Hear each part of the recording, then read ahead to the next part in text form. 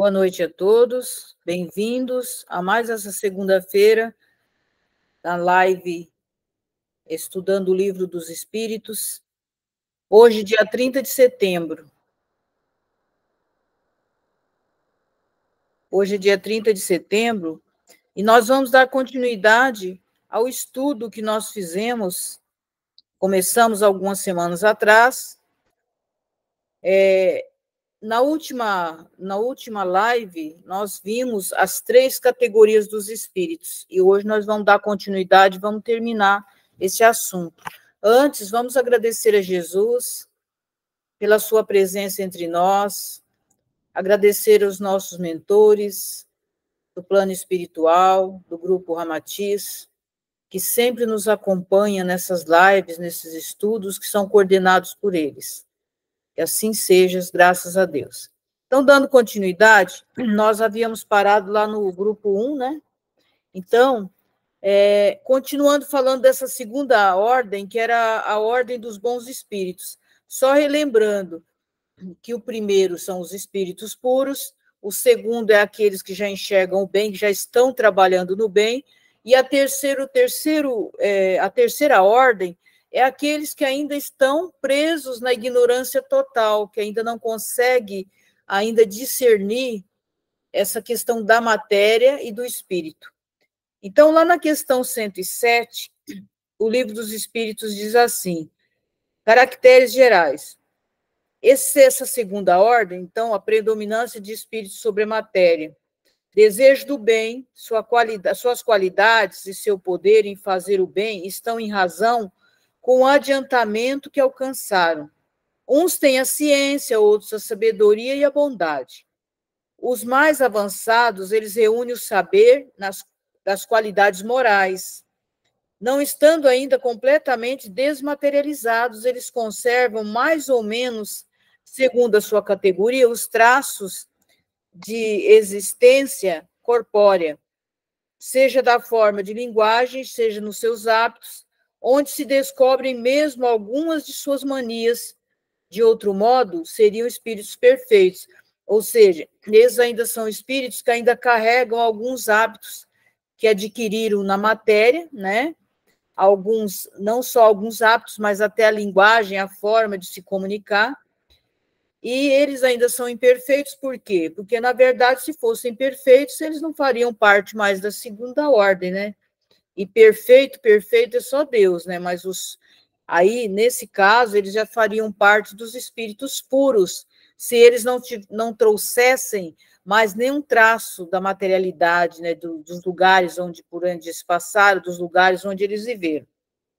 E continuando, compreendem Deus e o infinito e já desfrutam da felicidade dos bons, ou seja, já tem essa compreensão de Deus, né? Já desfruta dessa felicidade dos bons, ou seja, já tem esse discernimento, essa consciência, né, de fazer o bem, mesmo que ainda não consiga todo momento fazer o bem constantemente.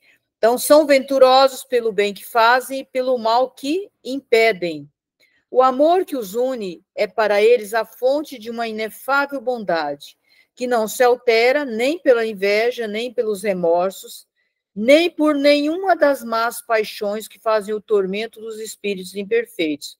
Todavia, todos ainda têm provas a suportar, até que tenham alcançado a perfeição absoluta. Esse é naquele caso, né? Até os grandes santos, aqueles espíritos de pureza, como era Francisco de Assis, ainda tinha, né? Ainda tinha algumas provas para passar aqui no planeta Terra ainda, no caso do Chico também, né? Que ele ainda vivia provas ainda.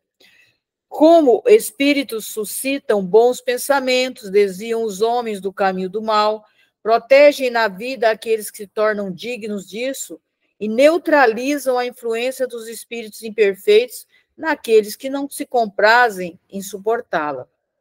Quando encarnados, esses espíritos da segunda ordem, eles são bons e benevolentes para com os semelhantes. Não são movidos nem pelo orgulho, nem pelo egoísmo, nem pela ambição. Não experimentam nem ódio, nem rancor, nem inveja, nem ciúme, e fazem o bem pelo bem. A esta ordem pertencem os espíritos designados pelas crenças vulgares sob o nome de gênios bons, gênios protetores, espíritos do bem. Nas épocas de superstição e ignorância, fizeram deles divindades benfazejas. Pode-se dividi-los em 4 grupos principais. Esses 4 grupos aqui é a divisão dessa segunda ordem. Então, veja bem, existe a ordem, existem os grupos dentro de uma ordem.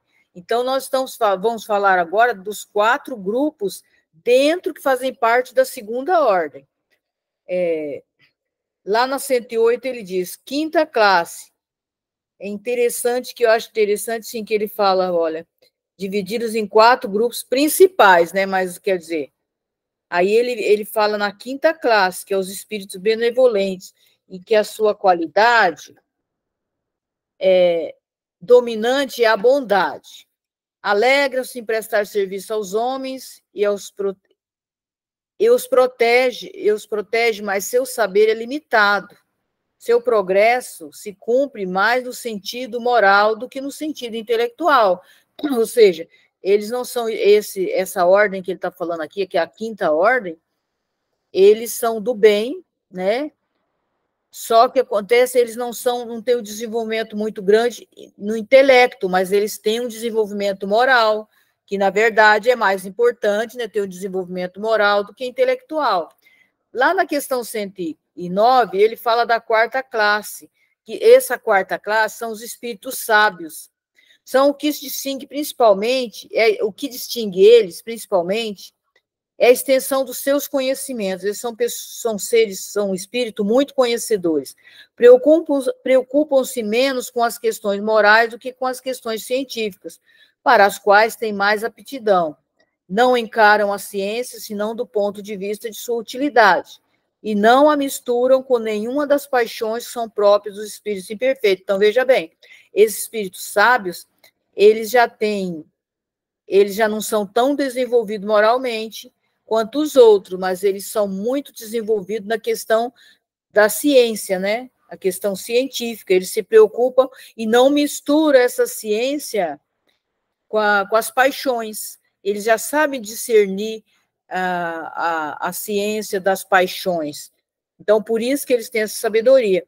Lá na 110, ele fala da terceira classe, que é espíritos, veja bem, a quarta classe é espíritos sábios. A terceira classe são espíritos de sabedoria. Essa é a diferença. Então, as qualidades morais de ordem mais elevada formam o seu caráter distintivo. Sem terem conhecimentos ilimitados, são dotados de uma capacidade intelectual que lhes dá um julgamento sadio sobre os homens e sobre as coisas.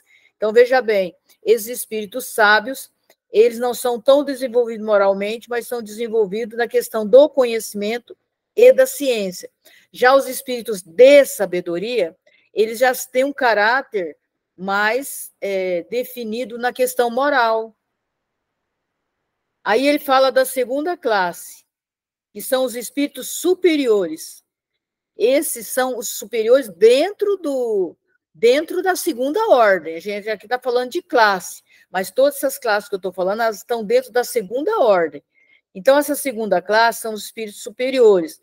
Eles reúnem a ciência, a sabedoria e a bondade, está vendo? Eles já conseguem aglutinar alguns caracteres importantes que fazem parte das outras classes, eles já agrupam todas nessa classe. Sua linguagem não respira senão a benevolência, e constantemente digna, elevada, frequentemente sublime. Sua superioridade se torna mais do que os outros, aptos para nos darem noções mais justas sobre as coisas do mundo incorpóreo, ou seja, do mundo espiritual, né? Então, eles já estão aptos a nos dar um discernimento maior dessa vida fora do corpo, né? Comunicam-se voluntariamente com aqueles que procuram a verdade de boa fé e cuja alma desligada é bastante desprendida dos laços terrestres para compreender. Ou seja, aqui eles se comunicam com as pessoas que já estão mais desprendidas dessa questão do apego, né, da matéria, que já tem uma capacidade maior de entender essa questão que eles estão ensinando sobre a vida além do plano físico, né, da vida além do corpo. Mas eles se distanciam daqueles que animam só de curiosidade ou que a influência da matéria afasta da prática do bem, ou seja, eles ficam longe, eles não se juntam com as pessoas que ainda estão muito apegadas a matérias e também aquelas pessoas que não estão interessadas ainda em praticar o bem. Esses não são as pessoas de interesse para que eles se comuniquem com elas. Eles já estão num outro nível diferente. Então, aqui nós terminamos a questão da segunda ordem, que nós falamos das classes que fazem parte dessa segunda ordem. Agora nós vamos ver a primeira ordem. Nós vimos a terceira, vimos a segunda, agora vamos ver a primeira ordem, que essa primeira ordem é a ordem dos espíritos puros. Lá na 112, ele diz, caracteres gerais dessa primeira ordem. A influência da matéria é nula, eles já não têm nenhum tipo de influenciação mais da matéria, do plano físico. Superioridade intelectual e moral absoluta em relação aos espíritos das outras ordens, ou seja, eles já têm um conhecimento intelectual e moral. Eles já concluíram esse aprendizado, tanto intelectual quanto moral. A primeira classe, essa primeira ordem, eles vão falar agora da primeira classe. Na verdade, é a primeira classe única. Por quê? Porque esses espíritos já são puros, né? Eles já encontraram a plenitude deles. Não tem mais divisão. Só existe uma classe, só existe a primeira classe, que ela é única. Eles percorreram já todos os graus da escala e despojaram de todas as impurezas da matéria, tendo alcançado a soma de perfeições de que é suscetível a criatura. Ou seja, é aquilo que fala, né? Eles atingiram essa perfeição que é suscetível à criatura, ou seja, porque perfeito mesmo é só Deus. Mas ele está falando de uma perfeição, não uma perfeição igual a de Deus, mas a perfeição máxima que um ser pode chegar. Eles já atingiram isso. Então, tendo alcançado a soma, não estando mais sujeitos à reencarnação em corpos perecíveis, é para eles a vida eterna, que realizam no seio de Deus, ou seja, eles não têm necessidade mais de reencarnar. A gente pode dar o exemplo de Bezerra de Menezes, até do próprio Francisco de Assis, que eu falei antes. Então, esses seres, eles não têm necessidade de reencarnar. Muitas vezes eles reencarnam para auxiliar a humanidade por compaixão, né? Para cumprir uma missão, para vir ajudar a humanidade a evoluir mais rápido. Mas aí eles já estão doando algo deles que eles não têm necessidade mais de fazer, eles fazem isso por amor e por livre e espontânea vontade. Eles não são obrigados, não têm obrigação mais de fazer isso. Gozam de inefável, de inalterável felicidade, ou seja, eles encontraram a verdadeira felicidade, que é aquela que Jesus fala, da bem-aventurança, visto que não estão sujeitos a necessidades nem a vicissitudes da vida material. Mas essa felicidade não é a de uma ociosidade monótona, passada numa contemplação perpétua. São os mensageiros e os ministros de Deus, cujas ordens executam para a manutenção da harmonia universal. Comandam a todos os espíritos que lhes são inferiores, ajudam-nos a aperfeiçoarem e designam suas missões, ou seja, eles que tomam conta dos espíritos que ainda estão inferiores a eles, mesmo aqueles que já trabalham no bem, mas ainda não são puros, e eles que dão a designação, olha, você vai trabalhar em tal lugar, você vai ajudar a humanidade com tal coisa, você, né, vai nascer, você vai reencarnar com determinada profissão para poder ajudar mais a humanidade. Então, ele já direciona essas tarefas para os outros. Assistir os homens em suas aflições, que são a casa dos nossos mentores, né? Concintá-los, aliás, não estou falando questão dos puros, mas eles direcionam essa classe desses mentores nossos, são dirigidos por esses da primeira ordem aqui, que são os espíritos já puros. Ou a expiação das faltas que os afastam da felicidade suprema. É para eles uma doce ocupação, porque eles têm prazer já, porque eles já desenvolveram aquilo que a gente viu lá no domingo, né, na sábado, no domingo, eles já desenvolveram essa questão da compaixão, eles já estão a serviço realmente da humanidade. Então, para eles, isso é uma felicidade, poder servir a Deus e a humanidade em geral.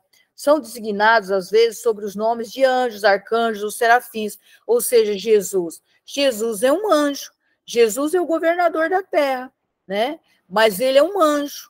Então, ele faz parte dessa primeira classe, dessa classe pura. Ele também não precisava reencarnar, ele reencarnou com essa missão por amor, por compaixão de nós, para nos auxiliar. Os homens podem entrar em comunicação com eles, mas bem presunçoso seria aquele que pretendesse tê-los constantemente às suas ordens. Ou seja, não é que é impossível nós nos comunicarmos com eles, nós podemos nos comunicar. Só que essa comunicação, nós não podemos querer a todo momento, o tempo inteiro, que eles estejam à nossa disposição, porque isso não é possível, porque eles já têm outras tarefas muito mais superiores do que essa de ficar ao nosso lado o tempo todo, né? Só nos servindo. Isso seria uma presunção nossa se nós achássemos que eles estariam à nossa disposição. Mas nós temos o contato, inclusive, né, a espiritualidade diz que Jesus está muito próximo de nós, que a gente não acredita, mas que ele está muito perto, muito mais perto do que nós possamos imaginar. Aí, lá no 114, ele já fala da progressão desses espíritos, que os espíritos são bons ou maus por natureza, ou não são eles? Ele está perguntando, na verdade, né? Os espíritos são bons ou maus por natureza, ou são eles mesmos que melhoram? Então, assim como nós já sabemos, né, a resposta, olha, são os próprios espíritos que se melhoram, e em se melhorando, passam de uma ordem inferior para uma ordem superior, é aquilo que a gente já sabe, né, vai passando de uma ordem a outra, de acordo com o nosso crescimento, com o nosso desenvolvimento, dessa compaixão, dessa amorosidade, dessa vontade de trabalhar no bem. E lá na 115 ele pergunta, entre os espíritos, alguns foram criados bons e outros maus? Isso também nós já sabemos a resposta, né? Mas aqui ele dá. Deus criou todos os espíritos simples e ignorantes, quer dizer, nem sem ciência. Deus a cada um deu uma missão com o fim de esclarecer e a fazer alcançar progressivamente a perfeição para o conhecimento. Para que essa perfeição ele está falando? Para o conhecimento da verdade e para aproximar de Deus. Esse é o objetivo do nosso crescimento. Então, a felicidade eterna e sem mistura está para eles nessa perfeição. Ou seja, essa felicidade eterna é quando a gente conseguir realmente esse despertar, né? Para perceber realmente quem nós somos e quem realmente é Deus. Os espíritos adquirem esses conhecimentos passando pelas provas que Deus lhes impõe.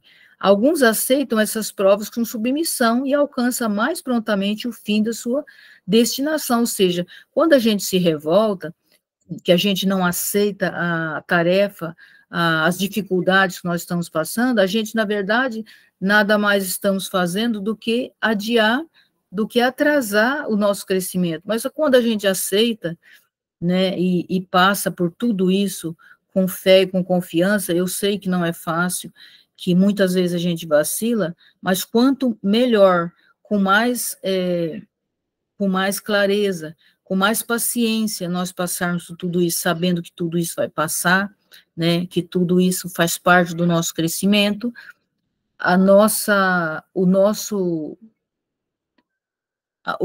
evolução, ela acontece mais rápido, então por isso que depende de cada um de nós.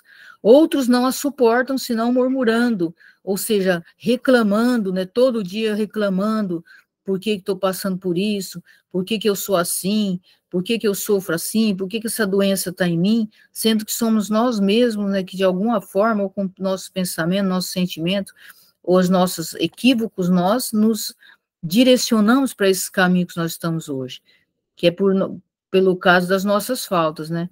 Então, permanecem distanciados da perfeição e da felicidade prometida cada vez que nós fazemos uma reclamação, né? Então, é muito mais fácil a gente ver a dor que a gente sente do que ver aquelas coisas boas que a gente ainda tem, de estar respirando, de estar caminhando, de estar se alimentando sozinho, de estar tomando banho sozinho, né? de não estar precisando de uma pessoa estar fazendo isso por nós, quantas pessoas já estão nessa situação, né, às vezes está em coma, ou às vezes não consegue andar mais, uma série de coisas. Então, continuando aqui, segundo isto, os espíritos pareceriam ser em sua origem como são as crianças ignorantes e sem experiência, mas adquirindo aos poucos os conhecimentos que lhes faltam em percorrendo as diferentes fases da vida. Isso está perguntando, né?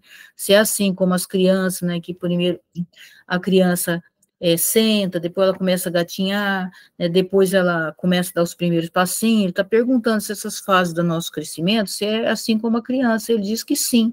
A comparação é justa. A criança rebelde, ela permanece ignorante e imperfeita, segundo a sua docilidade. Ela aproveita mais ou menos. Todavia, a vida do homem tem o termo, e dos espíritos se estende ao infinito. Lá na 116, ele pergunta: há espíritos que permanecerão perpetuamente nas ordens inferiores, ou seja, para sempre? E ele responde: não. Todos se tornarão perfeitos. Eles mudam, mas lentamente, porque, como já dissemos de outra vez, um pai justo e misericordioso não pode banir eternamente seus filhos. Ou seja, Deus não vai castigar um filho para sempre, porque ele é um pai amoroso. Se nós não fazemos isso, imagine Deus. Pretenderias, pois, que Deus, tão grande, tão bom, tão justo, fosse pior que vós mesmos? Ou seja, nós seríamos melhor do que ele? Claro que não. 117. Depende dos espíritos apressar seu progresso para a perfeição? E ele diz: certamente, eles alcançam mais ou menos rapidamente, segundo seu desejo, sua submissão à vontade de Deus. Então, ou seja, o que ele está falando aqui? Que depende de nós para apressar ou não essa nossa evolução mais rápido, ou a gente ir a passos de lagartixa, de tartaruga, né? E depende de cada um de nós. Se a gente realmente procurar, né, falar, não, eu quero mudar. Existe aquela frase do Yogananda que eu sempre repito, que é um mantra, né, que a gente pode fazer todo dia para nos ajudar nisso, que ele fala assim: eu posso mudar, eu tenho a vontade para mudar, eu vou mudar. Então, se a gente faz esse mantra todo dia, ele vai fortalecendo a gente, para a gente realmente ter força para mudar as coisas que precisam ser mudadas. Lá na 118 ele diz: podem os espíritos degenerar?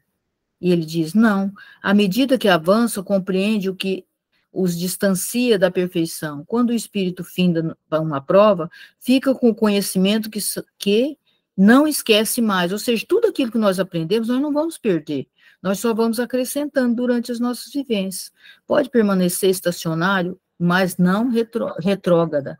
Ou seja, nós podemos estacionar se a gente ficar só reclamando, se a gente ficar rebelde, se a gente não aceitar os desafios que nós mesmos criamos para nós. Aí a gente estaciona, mas voltar para trás não existe chance. Nós nunca vamos voltar para trás. Lá na 119 ele diz: Deus não poderia isentar os espíritos das provas que devem suportar para alcançarem a primeira ordem, lá, que é a ordem dos espíritos puros, e ele responde: se eles tivessem sido criados perfeitos, seriam sem mérito para desfrutar os benefícios da perfeição. Ou seja, que injustiça seria, né? Criar uns perfeitinhos e criar os outros malzinhos. Ajudar uns para ir mais rápido e não ajudar os outros. Então, Deus não é injusto. Existe essa harmonia, esses degraus para serem alcançados. E lá no 120, todos os espíritos passam pela fieira do mal para chegar ao bem? E ele diz: não, pela fieira do mal, não pela fieira do mal, mas pela da ignorância, ou seja, a pessoa, o espírito ele pode ter sido criado ignorante, mas não quer dizer que ele vai passar por essa fileira do mal. Isso depende da tendência de cada um, né? No caso que muita gente fala, né, que Jesus, provavelmente, ele nunca se mergulhou no mal. Ele foi criado ignorante, mas ele, provavelmente, ele é um dos seres que ele não chegou talvez, né, isso é suposição também, que ele não tenha chegado a praticar o mal como nós praticamos, mas a escolha dele, foi escolha dele, não foi escolha de Deus. 121, por que certos espíritos seguiram o caminho do bem e outros do mal? Por que será? E ele vai responder: não tem ele seu livre-arbítrio? Deus não criou espíritos maus. Deus não criou espíritos maus. Os criou simples e ignorantes, quer dizer, tendo tanto de aptidão para o bem quanto para o mal. Aqueles que são maus, assim, se tornaram por sua vontade, ou seja, ele nos criou para a gente escolher. A gente poderia tanto ir para um lado como para o outro. Aí foi escolha nossa. 122. Como os espíritos em sua origem, quando não têm consciência de si mesmos, têm a liberdade de escolha entre o bem e o mal? Ou seja, quando as pessoas ainda não têm consciência, elas têm essa liberdade de fazer essa escolha? E ele diz, existe neles um princípio, uma tendência qualquer que os leve antes a um caminho que o outro? E ele diz, esse caminho é o livre-arbítrio que se desenvolve à medida que o espírito adquire consciência de si mesmo. Não haveria mais liberdade se a escolha fosse determinada por uma causa independente da vontade do espírito. A causa não está nele, está fora dele. As influências a que cede em virtude de sua vontade livre. É a grande figura da queda do homem e do pecado original. Alguns cederam à tentação, outros resistiram. Então, esse é o chamado, a questão que se fala, né, que a questão do pecado original, né, que alguns cederam a essas tentações, outros não. Outros resistiram e já iniciaram no caminho do bem. De onde provém as influências que se exercem sobre ele? Dos espíritos imperfeitos que procuram se apoderar dele, o dominar e que se alegra em fazer sucumbir. Foi isso que se quis pintar na figura de Satanás. Ou seja, quando fala nessa figura, está falando desses seres que ainda são inferiores e que ficam tentando influenciar as outras pessoas que estão tentando seguir o caminho do bem. Essa influência não se exerce sobre o espírito, senão em sua origem. Ela o segue na sua vida de espírito, até que tenha de tal modo domínio de si mesmo, ou seja, vai sofrendo influenciação até conseguir ser um espírito puro. Enquanto não é um espírito puro, ainda recebe, se bem que até Jesus, né, ainda recebeu, né, questão de tentação, Francisco de Assis, né, e assim por diante, só que eles não caíram mais na questão da influenciação, né. A 123, por que Deus tem permitido que os espíritos possam seguir o caminho do mal? Por que Deus permite que as pessoas sigam o caminho do mal? Como ousais pedir a Deus conta de seus atos? Pensais poder penetrar os desígnios? Todavia, podeis dizer isso. A sabedoria de Deus, ela está na liberdade que ele deixa a cada um de escolher, porque cada um tem o mérito de suas obras. Lá na 124, uma vez que há espíritos que desde o princípio seguem o caminho do bem absoluto, e outros o do mal absoluto, sem dúvida, há degraus entre esses dois extremos? Sim, certamente, é a grande maioria, ou seja, a grande maioria, né, de nós seguimos o caminho do mal, pouquíssimos seguiram o caminho do bem lá no início, na sua origem, mas existiu aqueles que seguiram desde o início. A questão 125, os espíritos que seguiram o caminho do mal poderão alcançar mesmo grau de superioridade que os outros? Sim, porém as eternidades serão para eles mais longas, ou seja, o caminho vai ser mais longo, né? Quanto mais se enveredam pelo caminho do mal, mais distante está do caminho dessa ordem dos seres puros. Então, vai demorar muito mais. Então, quanto mais a gente aprender a amar, aprender a ter compaixão, a se aproximar de Deus, mais rápido a gente vai sair dessa situação difícil de sofrimento que nós vivemos. A 126. Os espíritos que alcançaram o grau supremo, depois que passarem pelo mal, têm menos mérito que os outros aos olhos de Deus? E ele responde, Deus contempla os transviados com o mesmo olhar, e os ama todos do mesmo coração. São chamados maus porque sucumbiram. Não eram antes, senão simples espíritos. Ou seja, o que ele está dizendo? Que Deus ama de forma igual. Ele ama tanto os maus quanto os bons, porque ambos são filhos dele, ambos são criaturas deles. É a mesma coisa se uma mãe ou um pai ama os filhos, não importa o que eles façam, imagine Deus, né? Deus não faz diferenciação. Essa questão da consciência que nos deixa culpado, mas Deus, ele sabe, né, que nós somos frágeis, suscetíveis também ao mal, mas ele sabe que um dia nós voltaremos para ele. E ele espera. 127. Os espíritos são criados iguais em faculdades intelectuais? E ele diz, são criados iguais, mas não sabendo de onde vem, é preciso que o livre-arbítrio tenha seu curso. Progridem mais ou menos rapidamente em inteligência quanto em moralidade. Ou seja, mais ou menos eles vão caminhando, de acordo que eles desenvolvem inteligência, também eles desenvolvem a moralidade, mais ou menos no mesmo patamar. Os espíritos que seguiram desde o princípio o caminho do bem não são, por isso, espíritos perfeitos. Se não têm más tendências, precisam adquirir a experiência e o conhecimento necessário para chegar à perfeição. Aqui ele está explicando por quê. Por exemplo, se uma criatura de Deus, lá no início, ele já partiu para o caminho do bem, por que ele tem que cruzar todo esse caminho? Ele já não podia já ir direto para a ordem pura? E aí ele responde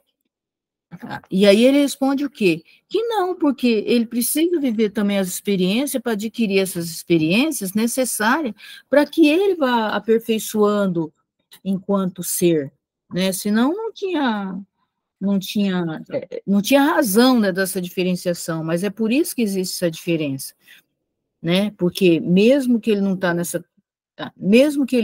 esteja nessa tendência do mal, no caminho do mal, mas ele precisa, através das experiências de vida, ele precisa aprender através da vivência. A gente não aprende de outro jeito, porque senão o outro aprendizado ele é apenas intelectual, né? Senão fica só no nosso intelecto, aquilo que a gente lê, por exemplo. A gente aprende, mas fica no nosso intelecto. Se a gente não coloca em prática, na verdade, nós não assimilamos na nossa consciência. Essa é a diferença. Aí ele vem falar lá, já está essa segunda parte, ele fala essa questão dos anjos, né, dos demônios. No 128, os seres que chamamos de anjos, arcanjos, serafins, formam uma categoria especial de natureza diferente dos outros? Ele diz, não. Esses são aqueles que já se tornaram puros, os que acham mais no alto do grau da escala, que reúne todas as perfeições. São aqueles que já passaram por todas as experiências, que já adquiriram todo esse conhecimento consciencial, né? Não intelectual, mas consciencial. É aqueles da primeira ordem lá. Mas eles foram criados da mesma forma. E essa palavra de anjo, ele já traduz para a perfeição moral, ele já tem a perfeição moral. E também de sabedoria. E ele fala, por exemplo, eles percorrem todos os graus da mesma forma dos outros. Alguns aceitam a sua missão sem murmurar, né? Então, é aquilo que falei, então vai mais depressa, por quê?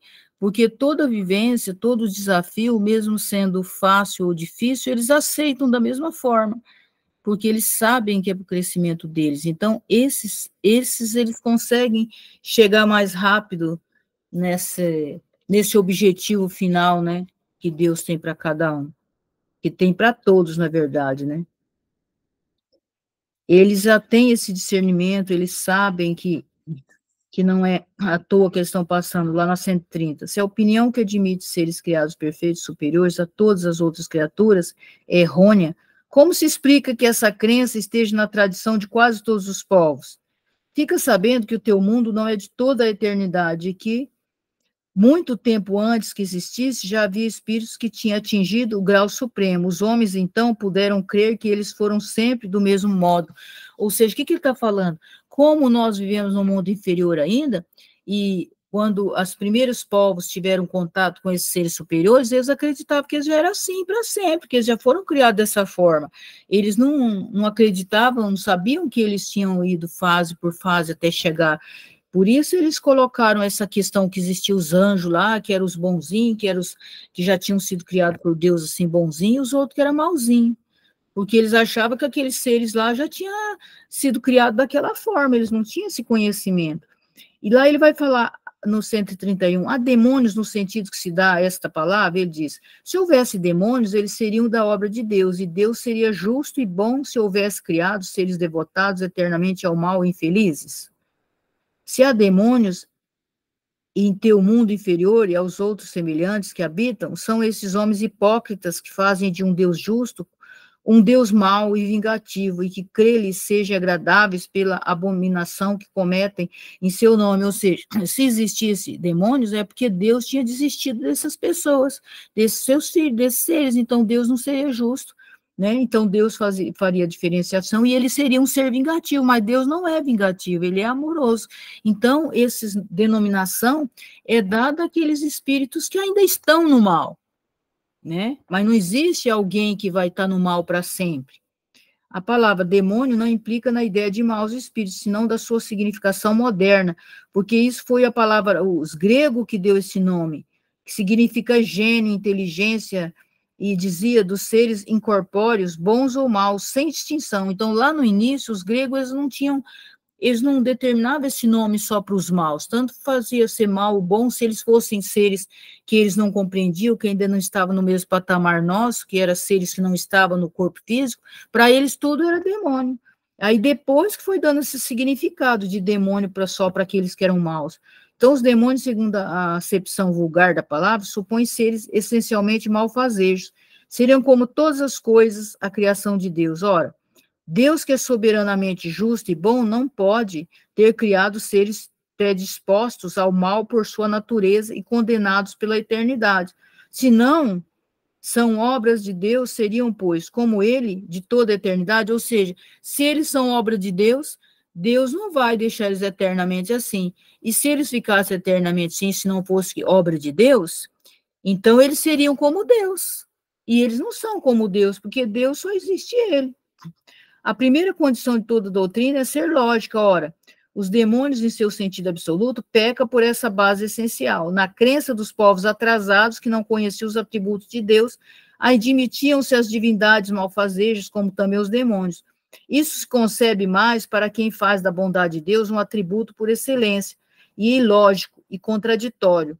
Supor que ele possa ter criado seres devotados ao mal e destinados a fazê-lo perpetuamente. Por que negar sua bondade? Ou seja, é negar a bondade de Deus, achar que ele criou seres para ser mal para sempre. E é tirar o poder desse Deus achando que existem seres que não foi criado por ele, né? Não se sabe que forma alegórica era um dos caracteres distintos da sua linguagem. Então, aqui, né, já ficou bem claro, né? Os homens fizeram com os demônios o que fizeram com os anjos, da mesma forma que acreditam que seres perfeitos de toda eternidade, que os seres perfeitos, eles já sempre existiram, que já foram criados assim, eles também acreditam que esses seres maus são demônios que vai ser mal para o resto da vida, para o resto da existência. E grande parte da humanidade acredita nisso ainda, né? Mas a gente já sabe que não existe isso, que isso foi uma alegoria inventada pelo homem, essa questão aí de demônio, de Satanás e coisa parecida. Porque pensa bem, aonde que nós não somos capazes de condenar alguém eternamente no sofrimento de um filho, por exemplo, imagine Deus se vai fazer isso, nós não somos melhores do que Deus. Então, aqui eu deixo, termino hoje esse estudo, aí semana que vem, agora a gente vai fazer toda segunda-feira, só o estudo do Livro dos Espíritos, tá?